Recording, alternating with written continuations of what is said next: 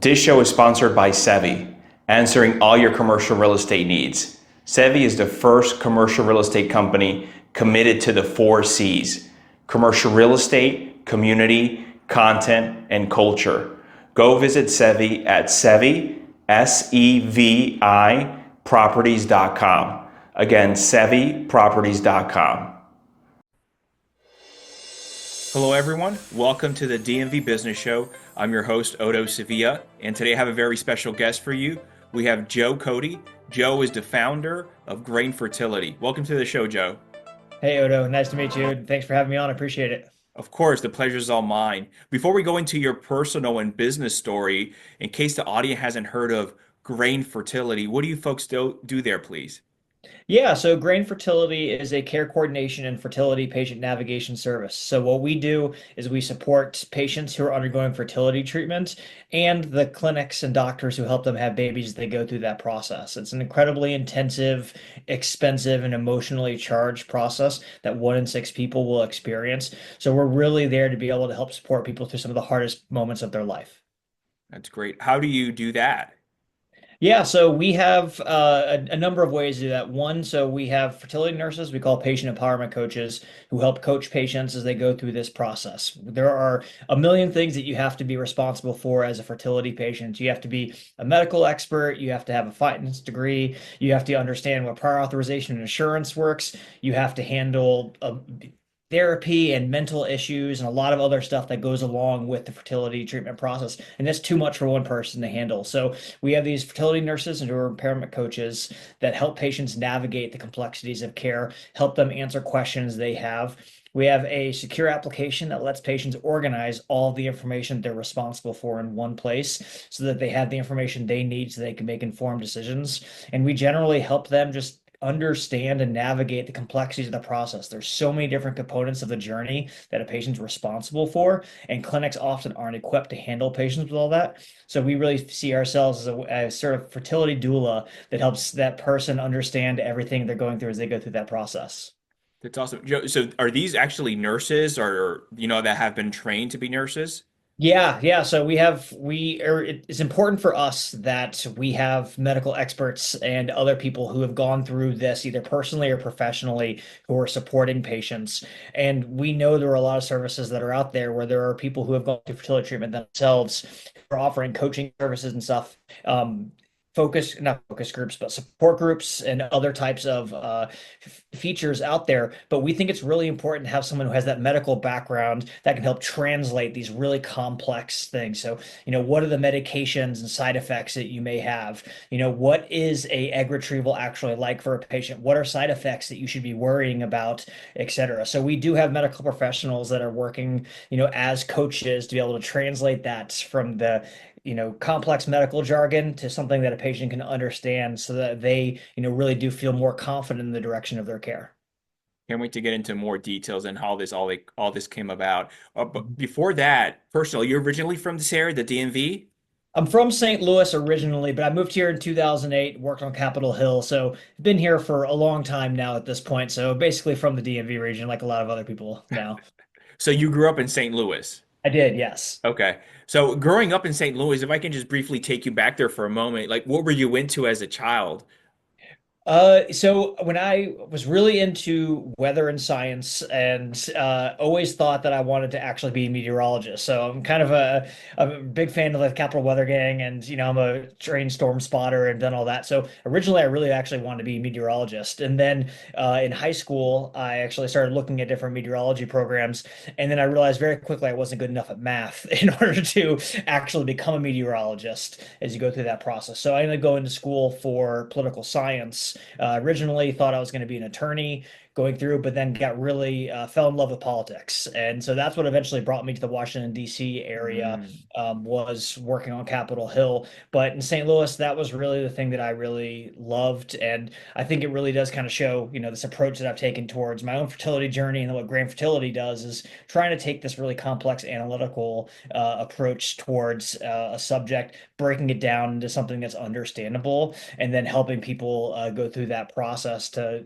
understand what it means means, because not everyone can have advanced degrees in medicine or meteorology or these other things that people are trying to understand. They just want to know how it impacts their daily life as they go through this process. What was it about the weather or meteorology that interested you back then at such a young age? Yeah, so I actually, when I was in first grade, saw a tornado in person. The tornado hit my neighborhood, and I was actually outside. I was always fascinated by weather, so I was that kid who went outside during thunderstorms.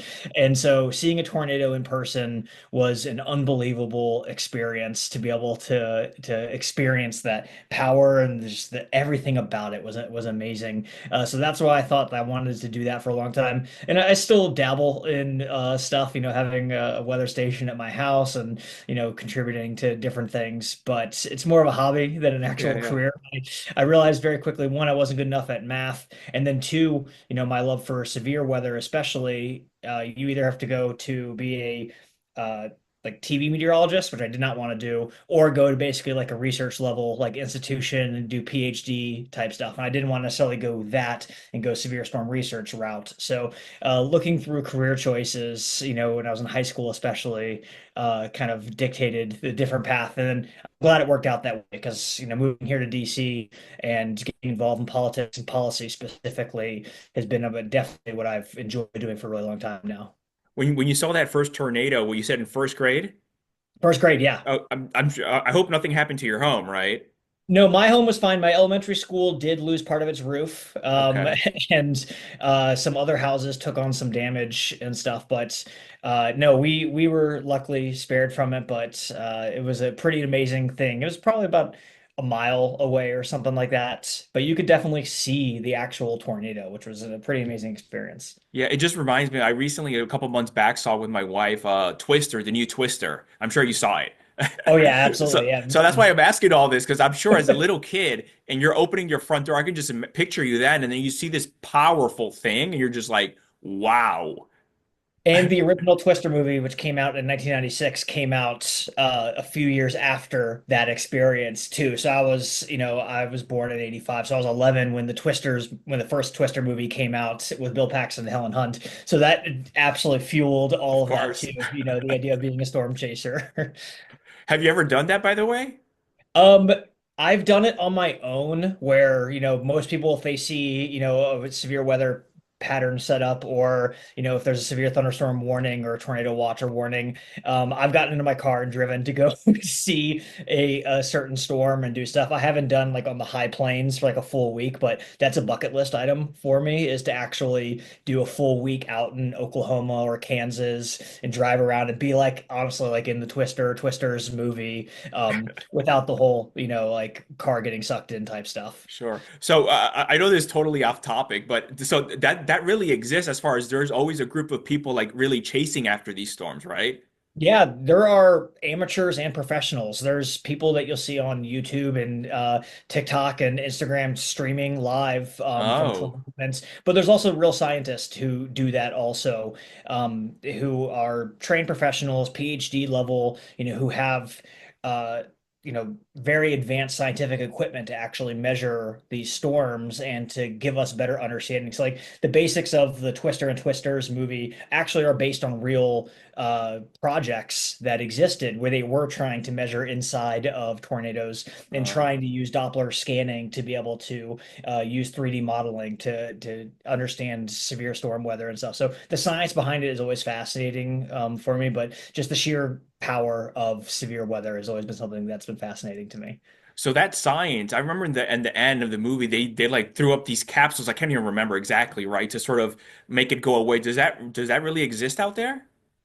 Something like it, yes. There Okay. are people who are doing that, but even back in like the 70s, 80s, there were scientists who were trying to do similar type things. The everyone heard from the movies, what a EF tornado is, and that stands for the Enhanced Fujita scale, actually. And so Dr. Fujita was a professor, and one of the experiments that he did at one point was firing rockets with some sensors into a tornado, trying to measure inside to see, the barometric pressure, temperature, wind speed, and these other things. It's become more advanced as technology is advanced now, and now we have drones that people are using to to look into tornadoes and other severe weather. Like we see, when hurricanes go, the national or the NOAA and other agencies have planes that fly into these hurricane hunters, and they're actually dropping sensors from like 30,000 feet through different parts of it, and they measure all these different things throughout the hurricane. That's how we get very detailed understandings of a storm's development. And that's why forecasting, especially for hurricanes, has gotten so much better over the years, where we actually have these sensors and probes to be able to do stuff. And I think that really kind of underlies the importance of science and measurement and being Hmm. able to advance our understanding of really complex things. So whether it's severe storms and weather and meteorology, or in my space and fertility or medicine, et cetera. I think that constant advancement is something that I'm drawn to. And I love just being able to constantly learn from people as they go through those processes. So now back to that was I apologize, I went totally left field to that. Yeah, no, So it's you fine. so you moved here, you said in '08, right? Because of Yes, politics. So then yes. you come here, you go to Capitol Hill. I'm sure, a fertility company was never in the back of your mind. So what happened? So you're in Capitol Hill working in politics, and then what? Yeah, so my background was in politics, and then I worked in health policy specifically for a long time. So went to graduate school at Johns Hopkins, got my master's degree, and started doing lobbying work and government affairs for different medical associations. And then the fertility journey really actually started when my wife and I got married. And like a lot of people in the DC area, we got married and we wanted to put off having kids for a few years, trying to save money to buy a home, and going through that process. And so we didn't really ever expect this to be a problem. No one ever told us that, infertility is so common, and how expensive and time consuming it is. And so we got married in 2014 and started trying to have kids about a year later, something along those lines. And then eventually, were required treatment from a reproductive endocrinologist. That's a specialized doctor who works with patients and helps them have children. And the definition of infertility really is an individual who's been trying to conceive naturally and unable to do so for a year, unless you're over age 35, then it becomes 6 months. And so we hit that criteria. And so we had to go to a doctor. And eventually we had a diagnosis that required us to use a process called in vitro fertilization, or IVF, in order to try to have a kid, which we knew nothing about. We knew from, you hear stuff on TV about it, and you have, these terms like test tube baby and stuff like that we all kind of intuitively know from pop culture. But we didn't know anyone who'd ever gone through that before. People weren't openly talking about it.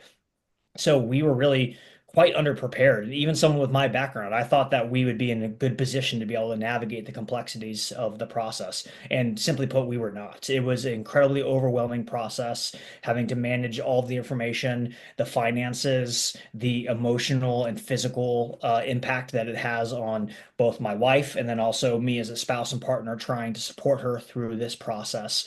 So that eventually led to the creation of what Grain Fertility was, which is basically building the thing that we wish we had as we were going through fertility treatment, and understanding all the deficiencies that exist in the current US healthcare system, and using our experience to be able to try to build something that can actually help people, not just the patients who are struggling through this process, but also providing help to the clinics and doctors and other medical professionals that are so important in this process, and ensuring that they have the support they need to be able to deliver the level of care and support that they want to for patients. You were mentioning earlier, Joe, how I think 1 out of 6 is, I think that statistics is that in the US, 1 out of 6 has to go through IVF. Yeah, so the latest data is 1 in 6, and that's worldwide. Oh, And okay. so worldwide, 1 in 6. In the US, it's probably actually a little more Higher, than that. right? It's probably closer to 1 in 5 that will Yeah. experience infertility. And but going back to our conversation about meteorology and these improvements that have happened, we frankly don't have a lot of data on this. We're not really doing a good job of tracking patients who are going through this process. Also, there's large amounts of inequity when it comes to access to reproductive health care in the United States, where there are only, I believe, 19 states that have coverage requirements that require large employers to cover IVF and other reproductive technologies. And these are incredibly expensive processes. This can be up to $15,000, $20,000 per IVF cycle in order to try to have a child. So it's incredibly cost prohibitive if insurance isn't helping cover cover that. So when we say that 1 in 5 or 1 in 6 number, those are just the people who are getting treatment at this point. There are actually probably higher numbers who are experiencing these problems, but aren't able to get access to care. We're very lucky in the DMV region that there are so many fertility clinics around, and it's partially because there's, large employers around here that are providing coverage. But like the federal government isn't providing coverage for everyone as they go through this process. I've been involved in trying to get legislation to expand and require the federal government, the VA, military agencies, but then also private employers to be able to require this to be covered. But right now, there's a large differences in access to care. It is so true. In our close group of friends, my wife's close girlfriends. I mean, there's at least more than 20, maybe even maybe 40% of the girls of the ladies had to go through IVF. And like you said, maybe sometimes even several rounds or cycles. I think that's what you call them. I'm not that familiar with the terms. I'm sorry. Yeah.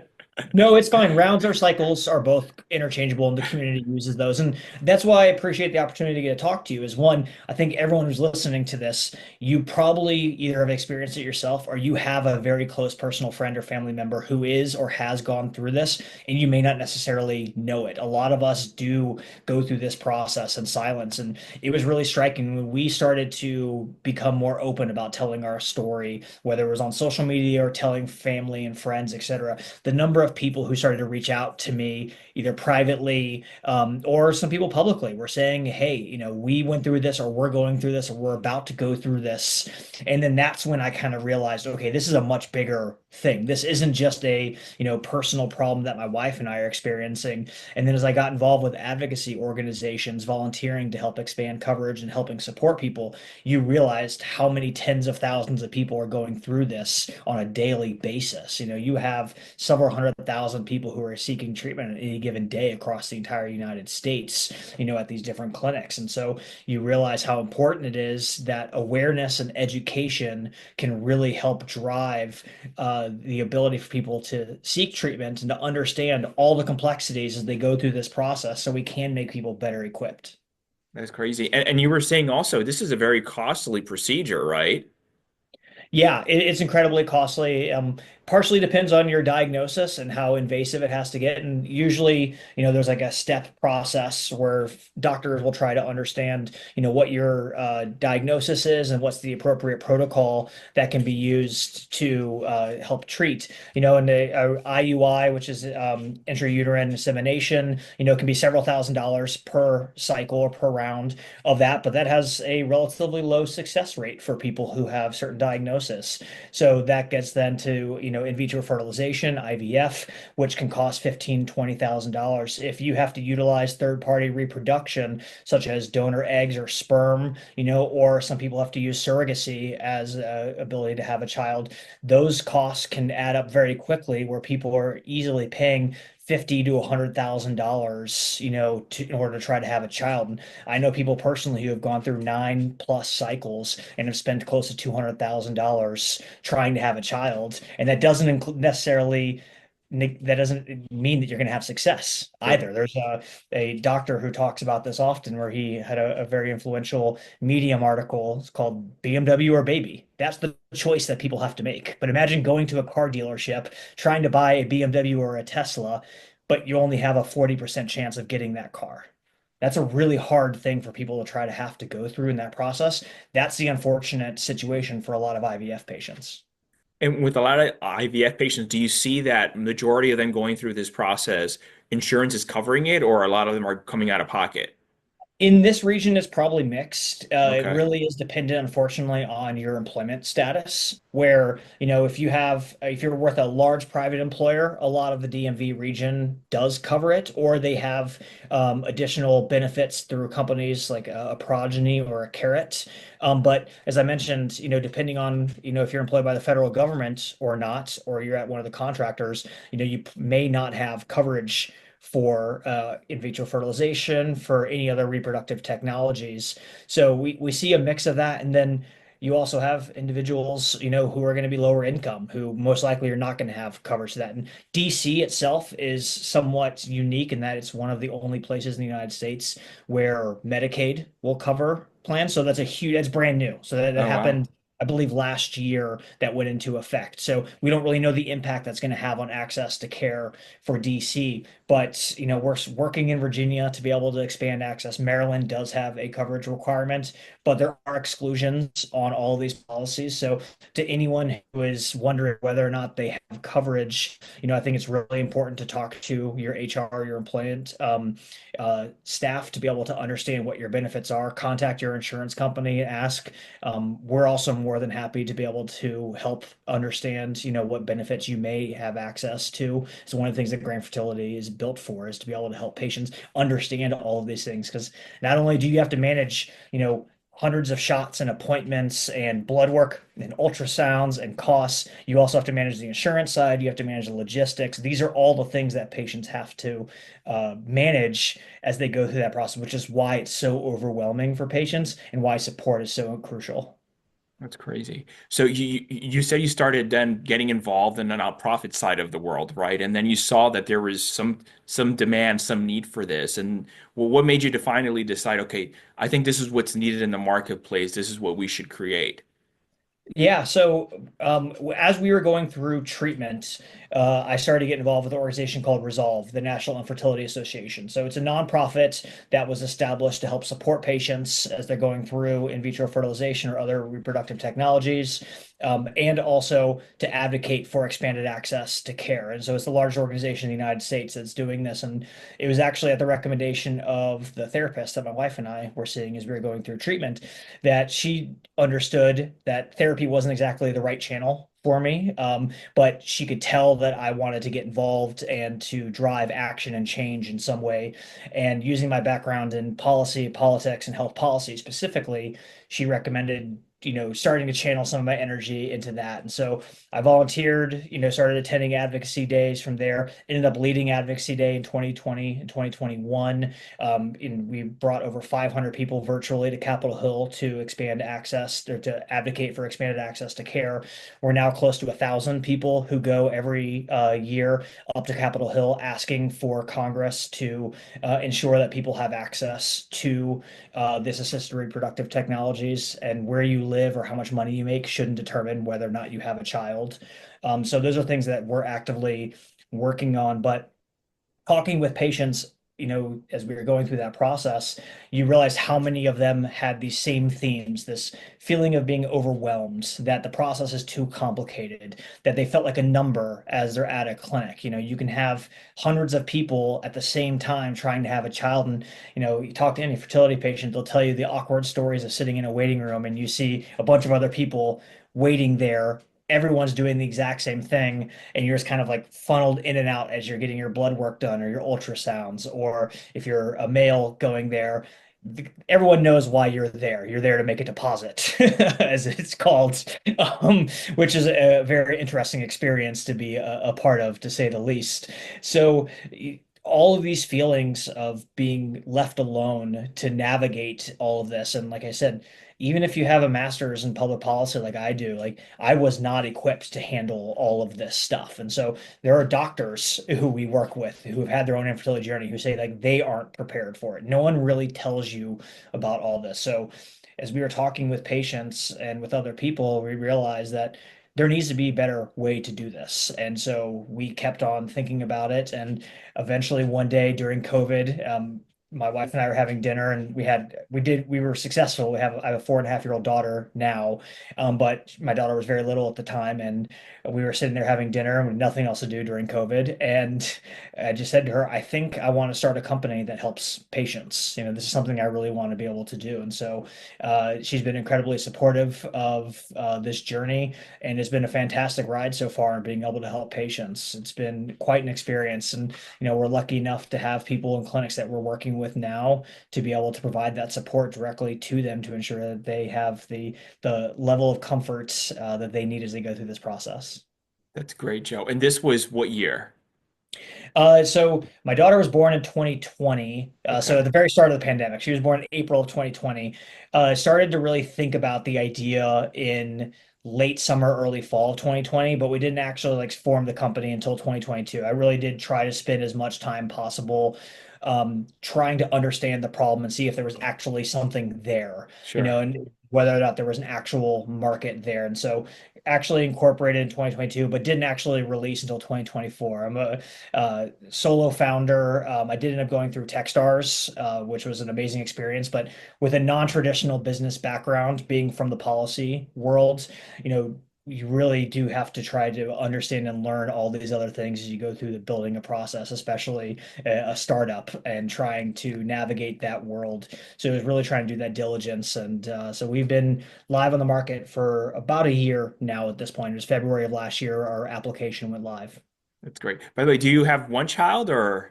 I have one daughter, yes. Okay. All right. And it's going to stay that way from, It is, yes. No, okay. we are one and done. The process for us, it was almost 4 years of IVF. We spent close to $50,000 out of pocket, despite having insurance coverage mandate. And my wife and I both kind of understood that this process was so time intensive and so emotionally overwhelming for us that we didn't have the ability to continue to do this beyond. Mhm. And there's a lot of people who struggle with that. And so as part of the stuff that we help do with grain, but I'm dealing with as an IVF dad myself is, even though our fertility journey is done, there's still a lot of things that you are working on and thinking about. Like having an only child, has its own complications and different things compared to what you expected your life to be. My wife and I are both from large Irish Catholic families. She's from Boston, I'm from St. Louis.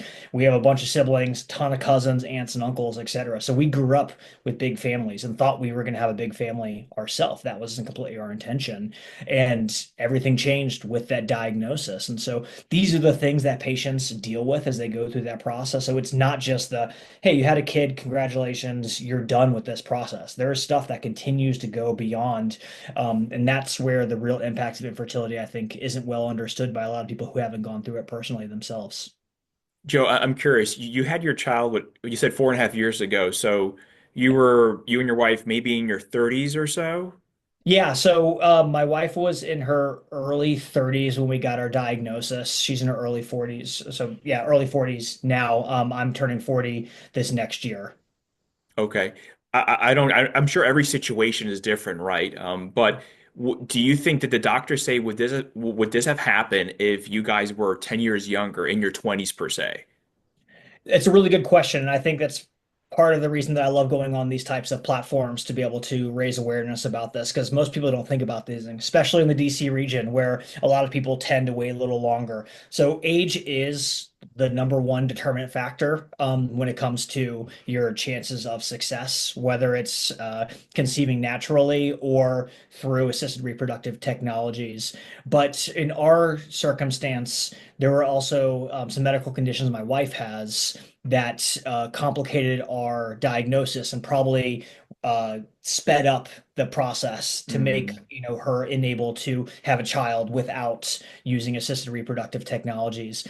But as we became more uh, aware of everything and became more informed advocates for our own care, we realized there were actually warning signs that were missed by her doctors early on in the process. So, one of the things that we always like to tell patients is even if you aren't trying to actively conceive now, but you are in your early 30s and you are concerned about this, having that proactive conversation with your OBGYN if you are a woman, if you're a male and you're thinking about, okay, I want to do fertility preservation, going to a urologist and talking about that, having some early diagnostic workups isn't a bad thing. It's not going to be the end all, and it's not going to tell you like what your chance of success are, but it does inform you with information to know, okay, there could be something here that is a warning sign. So your hormone levels may be off, especially if you have autoimmune issues, if you have thyroid issues, if you are a male who has family history of stuff, if a patient has undergone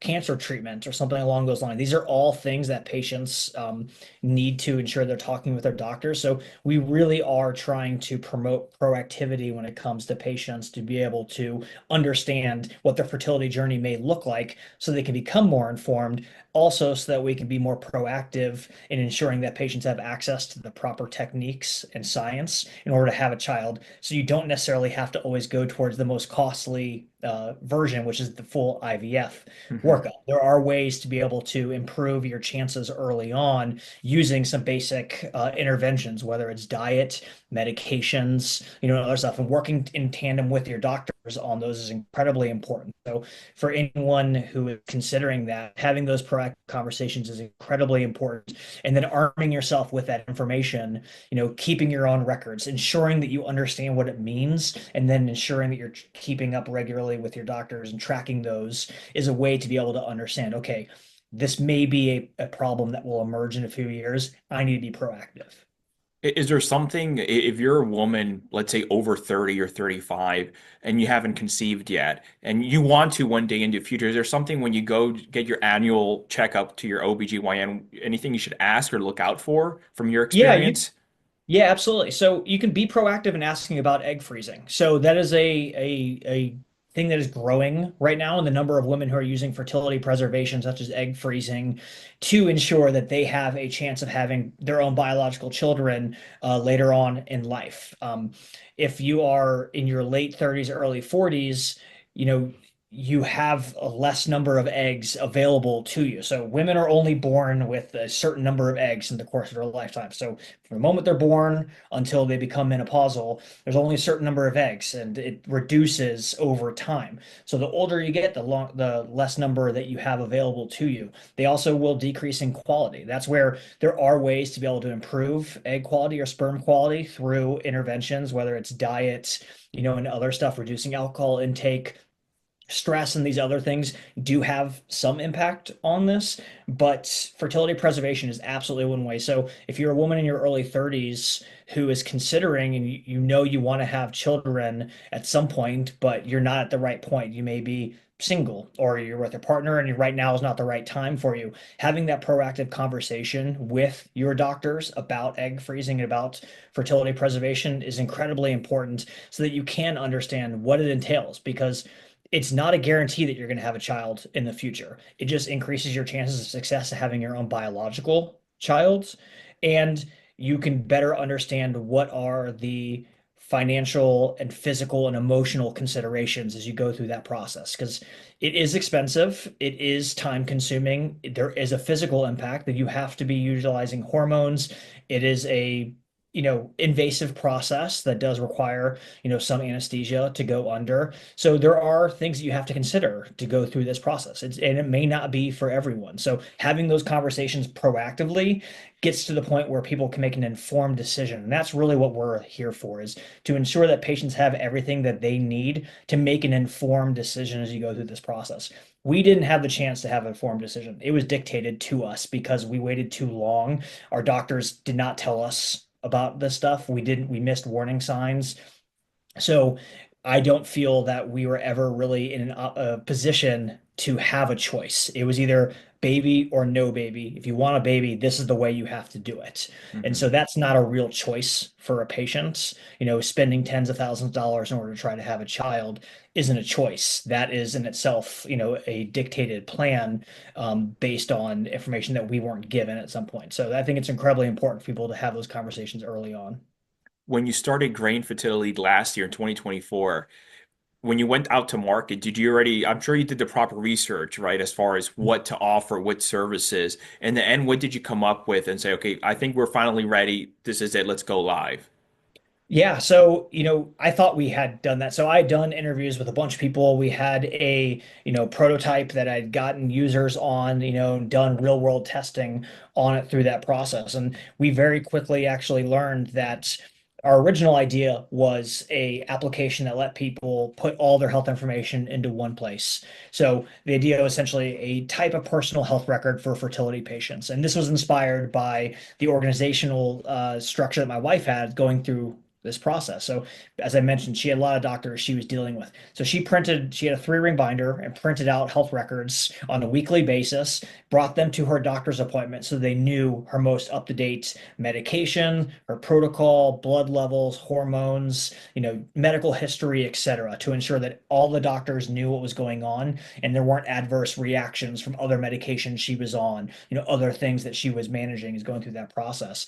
But we very quickly realized from people that just giving them access to all this information is actually incredibly overwhelming. And that goes to this informed decision-making process and ensuring people have the information they need to make a choice.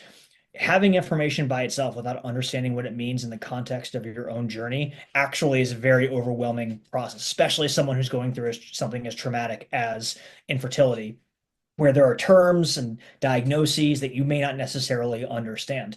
So that's where we evolved to include the coaching aspect and having these fertility nurses and connecting them to other resources and organizations that provide expertise and information so that all this information makes sense. So now we're at this point where we're trying to do a reinforced education model where we give people access to the information they need and we work to make sure that it makes sense to them. Then in totality, you have a patient who's more informed, they feel more confident, they're able to have conversations with their doctors at a higher level without having to spend a lot of time going over these basics, and they can actually ask questions that they have as opposed to just sitting there having the doctor tell you stuff, you nod your head yes, we write down some notes maybe, and then we leave the doctor's office and we say, what did they just say? Like that's a very common experience that we've all gone through, whether you've done fertility treatment or not. So what we hope to be able to do is help to reinforce that stuff. So that was one of the first things that we learned through this process was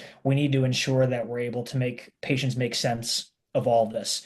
The second thing we learned was we originally launched as a direct-to-consumer application. The idea was being able to deliver these services directly to patients, regardless of where they were getting care, was important. The idea that patients are mobile, they shouldn't be dictated to what resources they have available to them just because they chose a certain clinic that has certain resources that they're able to spend on staffing. However, as you know, from a business perspective, direct to consumer is expensive. It's hard to target people, especially people like fertility patients who don't always want to be known. They're not out on social media talking about their experience. So how do you effectively target someone who doesn't want to be found? That's a very hard thing from a business perspective to try to find. So what we realized was that we could actually start partnering with fertility clinics and also ancillary service providers, the companies that are providing additional services that patients need as they go through that process, to be able to deliver our services and support directly to them and enhance the services that those companies, clinics are already providing to patients to deliver a better result, a better experience, and to help improve, some of the important KPIs that they as businesses are tracking. This is great. I have so many questions now. So Yeah. in the beginning, you said, who's the one helping the patient? If they have any questions, explain. Is that one of the are those the nurses you're referring Yeah, to? so that's where we Okay. have it's called our patient empowerment coach process, Okay. right? So someone who's subscribed to Grain Fertility, and this is from the beginning, we had this, but we've beefed it up now, and we have different levels available for patients to allow them to essentially dictate how many meetings they want to have. And we really do try to build these meetings around milestone events, as we were talking about, how complex this is. If someone's doing egg freezing, for example, before you do an egg retrieval, we'll ensure that we set up a meeting before them and say, okay, in 24 hours, this is what's going to happen. What questions do you have? These are the side effects you're going to have. These are things you need to prepare for. But then after that thing, we also meet with them too and say, okay, what are you feeling right now? What questions do you have now that you've actually gone through this? What should you be expecting? What are warning signs that you should contact your doctor about? What are things that are normal that you don't really need to bother your clinical staff about, if you have these certain side effects, et cetera. So that's one of the things that we've done that's really, I think, provided a lot more support for patients. And then we really have seen the resonance that it has where they feel emotionally way more confident in their care.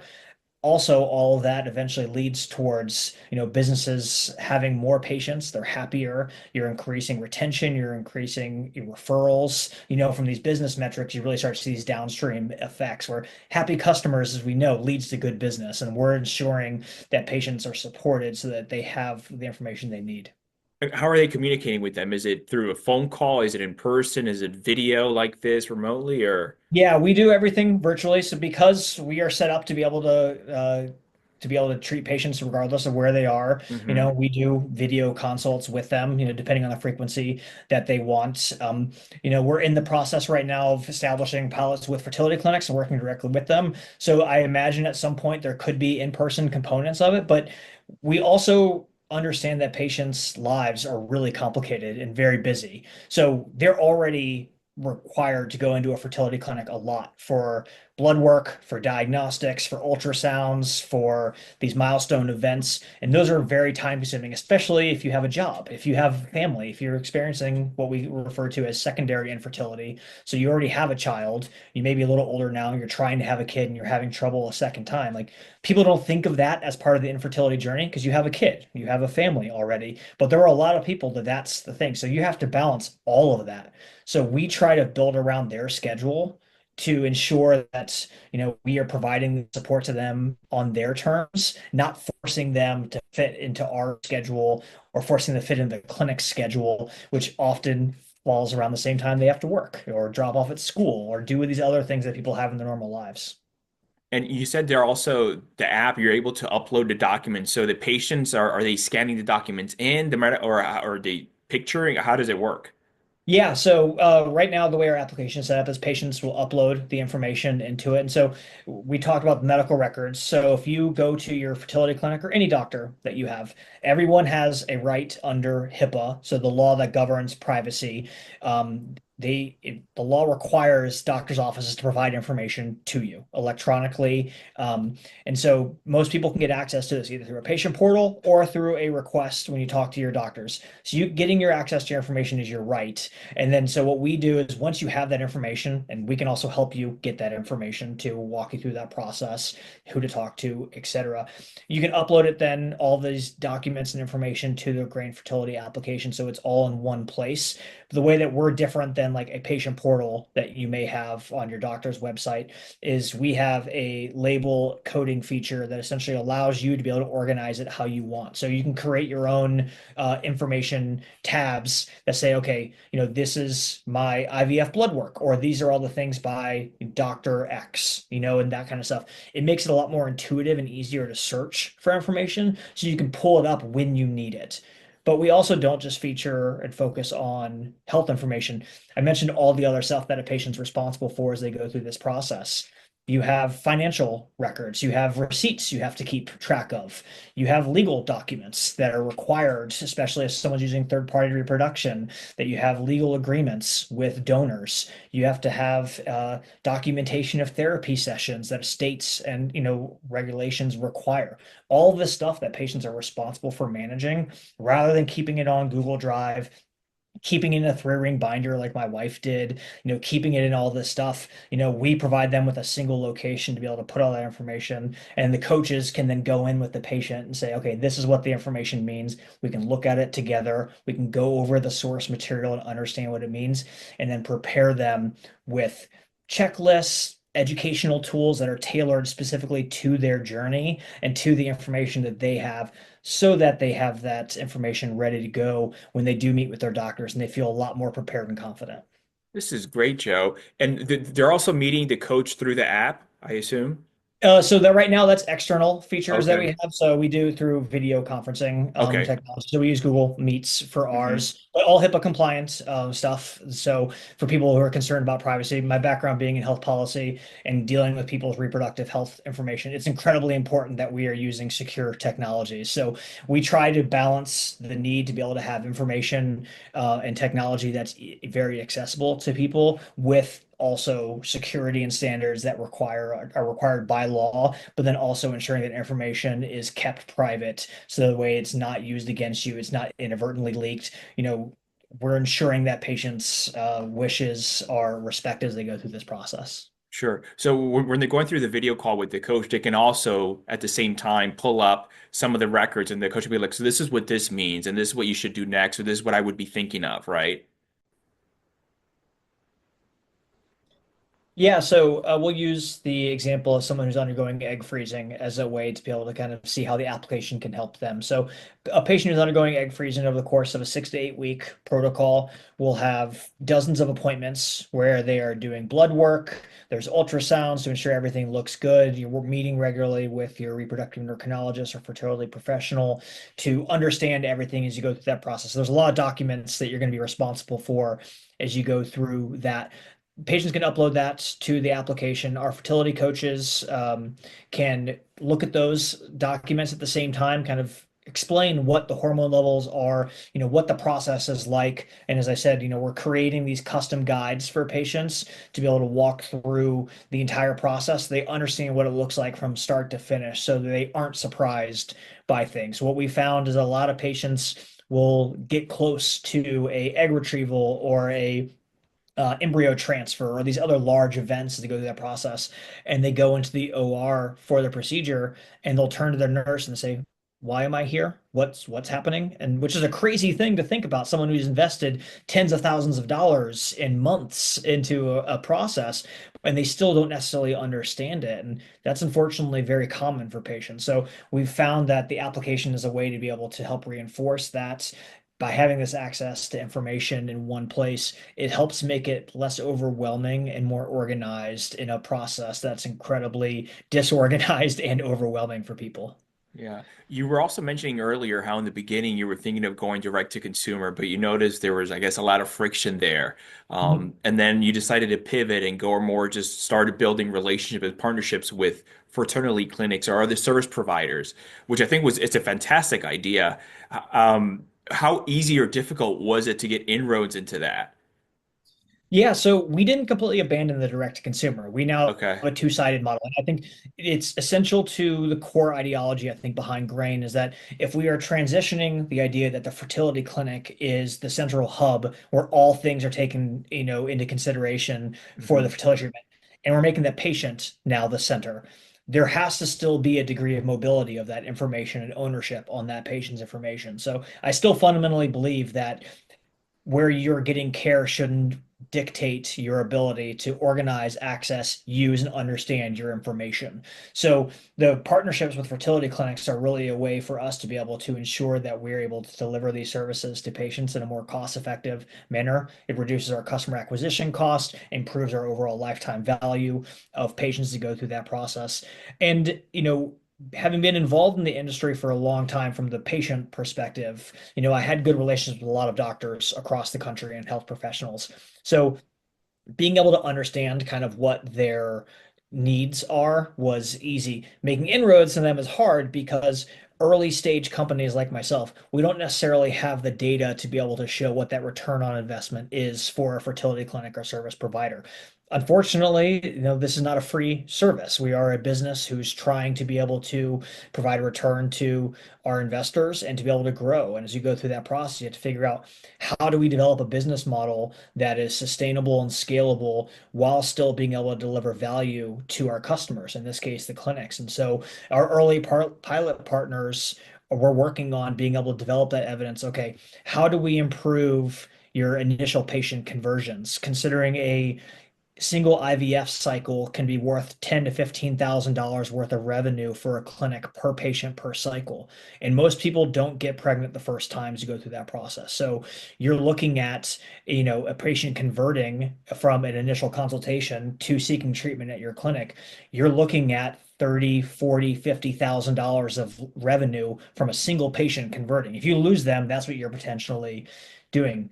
Also, retention, up to 60% of patients quit as they go through the process. And by quit, I mean, it doesn't mean they necessarily stop having a child.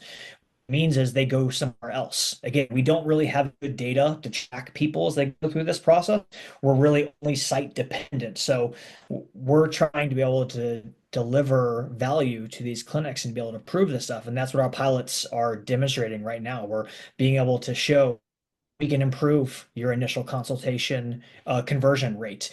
Patients who use our services are happier and they're likely to stay at your clinic longer, even if they're not necessarily having successful outcomes like children, but because they feel supported, they feel listened to as they go through that process, they're more likely to continue to seek treatment. So all this in turn leads to increased revenue for clinics, which means then you can expand staffing and you can provide additional services to patients. So that's where we're at right now, being able to, deliver that value. And as an early stage company, developing that evidence to be able to go forward. So right now, our partners are people who are taking leaps of faith on us. They understand intuitively that the fertility clinic system is not set up to support patients. They want to do better. They know what patients are saying about them, but they didn't necessarily have the means to be able to do so. So what Grain Fertility is hoping to be able to do is to deliver that value for patients and clinics to ensure that we can provide the support for patients as they go through that process while also helping clinics improve these other business metrics that we wish medicine wasn't built that way. But the reality is the US healthcare system as a fee-for-service model is built around, increasing the number of patients that you have, increasing that revenue. Otherwise, care can't be delivered. So if I'm a patient, let's say I'm walking into a fertility center where they do have that pilot program going with Grain, do I sign up immediately through Grain in their app, or is it through the fertility center I'm with, or what do they see? Yeah, through the fertility center. So with our pilot partners, a patient who does an initial consultation with those clinics, after they have their initial meeting, they're immediately routed to us. And then the doctor's office will say, we're providing you with free access to the service called Grain Fertility. Their coaches will help support you. They answer questions. They're a way for you to ensure that you have answers to the questions you're inevitably going to have throughout this process. So we try to meet the patient from the very beginning in this process. The earlier that we can inform patients on the complexities of what they're about to encounter, we can build custom educational resources that explains everything that's about to happen, then we can really start to reduce some of these downstream impacts on the amount of stress and overwhelming feelings that patients have. One thing that I always like to say as you go through this process, you don't know what you don't know. And there's a lot of things that you don't know in the fertility treatment process. I did not know how underprepared I was going to be. However, if someone from the very beginning was able to have provided us with a little more information throughout this process, we probably would have taken a slightly different approach or at least felt a little better about the process. I'm a good example. We left our first clinic and went to a second one because eventually we felt our doctors weren't listening to us anymore. So that clinic lost several more cycles. So that's Hmm. $30,000 of revenue they lost just because we left to go to somewhere else. Because we felt we weren't being listened to anymore. There wasn't really any input. They kept trying the same things over and over again and expecting different results, but we weren't getting them. So those are the kind of things that we hope to be able to alleviate with clinics as they go through that process. From a marketing standpoint, if there is no partnership with this fertility clinic, how do most patients find you? Yeah, so we're really active on social media, Okay. posting informational resources, trying to inform the general public about infertility and all the different components of it. So, like this month, for example, we're talking about finances. Taxes are due in April and stuff. So a lot of people are really struggling. Okay, what do I do with all these medical expenses I had? Last month, we really focused a lot on mental health and ensuring that, people had the emotional support that they need. The start of the new year, everything has happened around, a new administration and the unrest and, everything. There's a lot of unease, especially in the reproductive health community.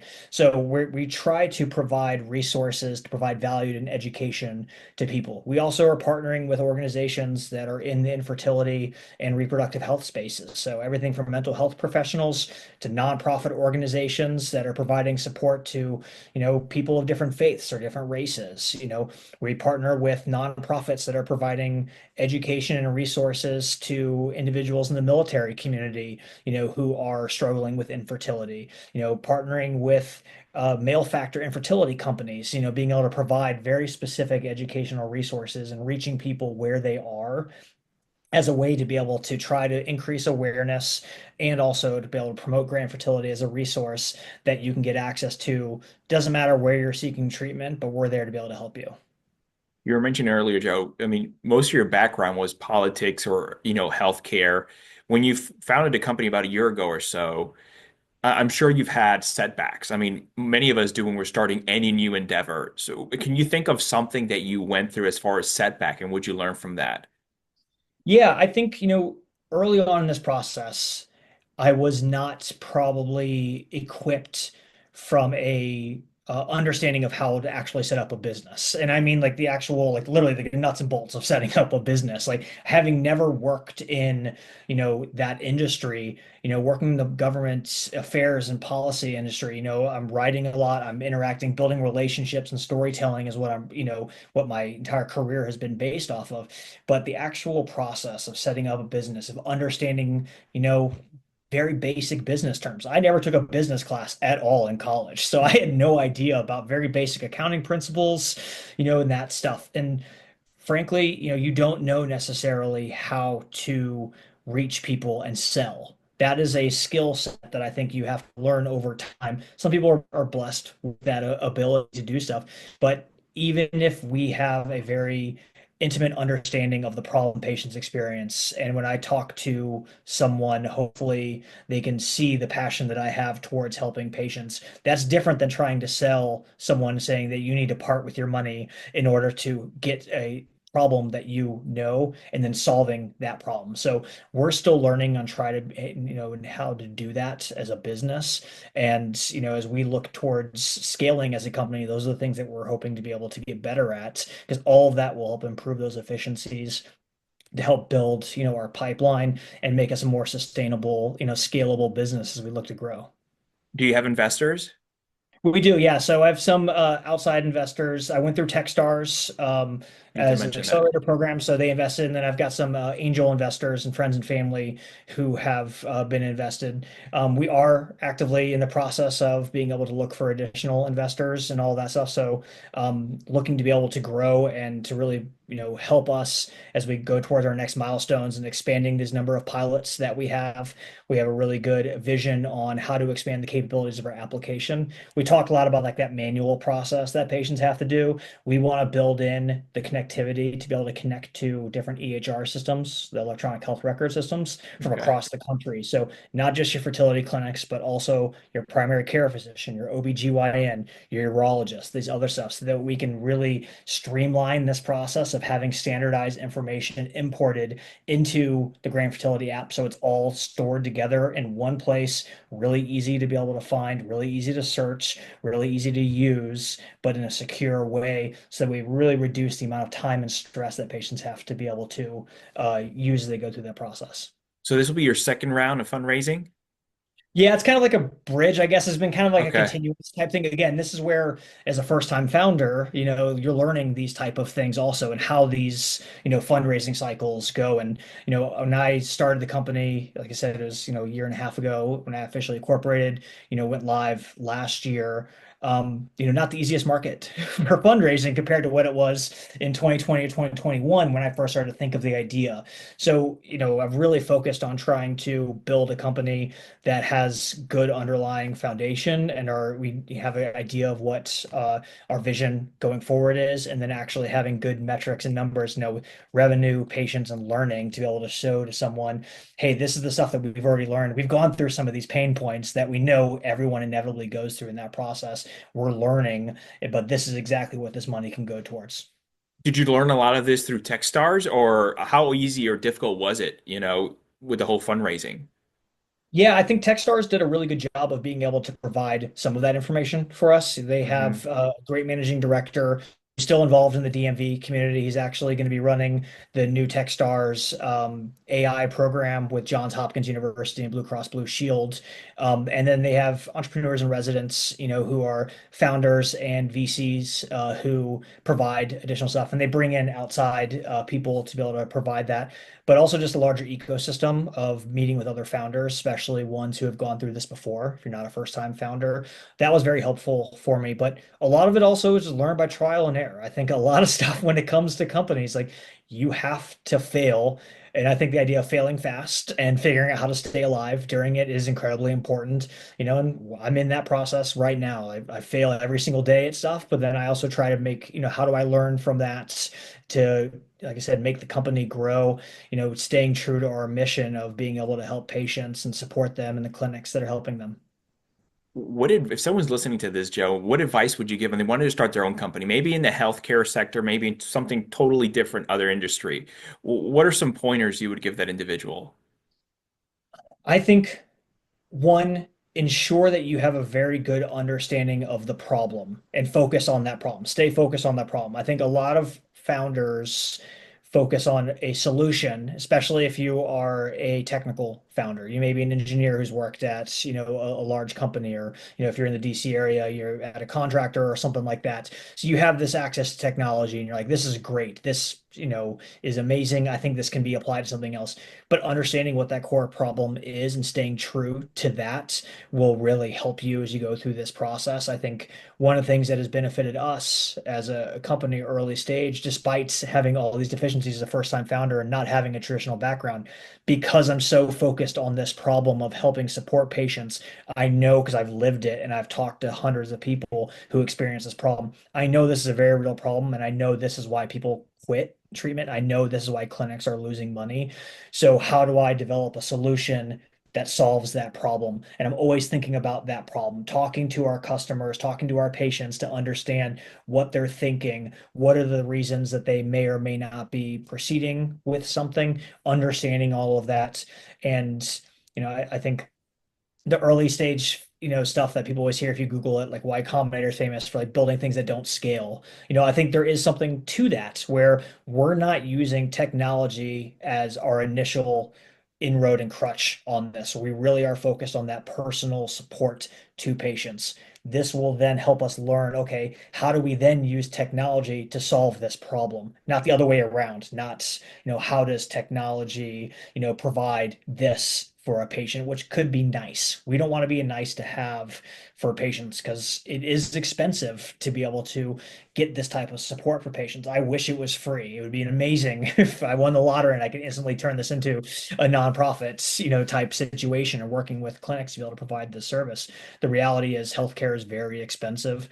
It's also a very highly regulated field, and there's very good reasons for that. We are dealing with some of the most sensitive information that patients have. And in our case, a lot of patients are doing this in private and they're doing it intentionally in private. So we have to honor that as well. And, being a founder whose background's in policy did help me being able to set up a company that can, understand and navigate a highly regulated space to ensure that we're in compliance. And also, how do you operate in a regulated world and take advantage of regulations to ensure, when we're built around patients getting access to their information, a lot of doctors' offices, if you ask for yourself, they'll say we can't because of HIPAA. They don't necessarily understand HIPAA. I've worked on HIPAA for a really long time, so I know what patient right to access is. I know the specific information that they are required by law to give. So we built an application that can help ingest that information and take advantage of the rights you have as a patient to be able to get the access to information, even if people may not necessarily understand it. What is your biggest challenge with your role at Grain today? That's a really good question. Biggest challenge, I think, ensuring we don't go too fast. And that seems kind of counterintuitive, but I do think that, as we look towards, our growth, we want to be focused on that problem and we want to ensure that we are intimately focused on ensuring the success of our current patients. But you always have your face, you're always looking forward. How do you grow as a company? But growing too fast can actually end up leading to problems. And so we want to ensure that we are learning the right lessons and we're getting a lot of these failures and problems out early, and we learn how do we actually help improve these processes. So, it's kind of counterintuitive, but then that requires you to manage, your finances a lot more diligently. We have to ensure that our burn rate is low, our runway has sufficient amount of funds to be able to do stuff, and proactively balancing that need for growth with the necessity of ensuring that we're able to succeed in what we're promised to our current clients and patients, balancing that in a way to be responsible and also in a way that allows us to learn and grow in ways that sets us up for a more sustainable company in the future. Okay, that's great. Coming to an end here soon. What do you know now, Joe, that you wish you would have known at the start of your business career? I think that there are a lot of people who think about ideas, and I think it's amazing to think about being a creator, and I think actively encourage that. But just because you have an idea or something doesn't necessarily mean it's really good. But going back to this problem and Hmm. ensuring that you have a core understanding of that problem, I think that as I'm thinking about things that I've learned about the trying to really think of how to articulate this. There's so many things. That's the problem. Like I always like to talk like as I learn from people, the unknown unknowns, as I think Donald Rumsfeld was very famous for for saying, for those who may understand that reference. Um, those are the things that scare me the most. So I'm acutely aware that there are a lot of things that I don't know. So I'm always trying to learn from others. I don't know if that's actually a good answer to what you asked. It's a very good question though, quite honestly. Being new to this field, only just a few years in it, did you have any mentors or anyone help guiding you? And if so, what'd you learn from them? Yeah, that's definitely something I benefited from through this process. So working through the infertility community, I was able to connect early on with former patients who founded their own companies in the fertility space, to be able to talk with them. Those were the first phone calls that I made when I kind of, thought about doing this process, was okay, what did you do? How did this work? Like, how does this process actually go? And this is where a lot of the stuff focusing on that problem kind of came to a head when someone tells you like how they've blown millions of dollars that they successfully raised because they were focused on features as opposed to, a problem, and they were going down these pathways that they thought were leading towards either increased fundraising or these other things that weren't necessarily or engagements not necessarily core things that are fundamental towards a business. So I learned from that, and then as I've gone through this process and have looked towards people who are helping me, and this is where a lot of our advisors and mentors for the company, I've found people who have gone through this process have reached out to me and say they want to help because they know how little support they had as they're going through that process. So attorneys who are helping, providing fractional stuff, our development shop, which is a local shop here in the Washington, D.C. area, they intimately understand this problem and they have people who work there who have gone through this process also because it is so common. So there is this, common understanding, and all these people who have gone through this have the shared experience and they want to pay it forward. They want to ensure that people are having more support. So those that are seeking treatment now or in the future have a better experience than we did as we went through this process. So those are the people that have really helped me a lot as you go through the process. And then also just having sounding boards who are not related to the business is really helpful for mental health too. I feel bad for my wife sometimes when we're having a glass of wine or something and I start venting, but having that type of outlet is really important for mental health to ensure that, I'm not burning out and, not overly stressed about, all the different, metrics and looking at our runway and saying, oh my gosh, we need to hit these milestones this month. Otherwise, X isn't going to happen or we don't have money for Y development, etc. Speaking about runway, what does the next couple of years look like for you in grain? What are you most excited about?